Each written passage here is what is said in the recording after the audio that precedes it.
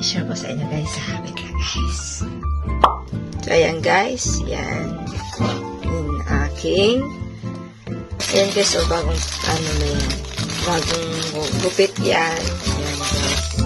So, ayan. Ewan ko ilang piraso to aking na pitas kahapon na grapes. 1, 2, 3, 4, 5, 6, 7. Ito na tangkal. Tangkal man tawag dito, guys. Yan, guys. Aking napitas na grapes. Yan. Ito, guys, ang aking paborito. Ayan. Kasi gusto ko yung matigas-tigas siya na, na ubas. May iba-ibang pangalan to eh. Ganyan.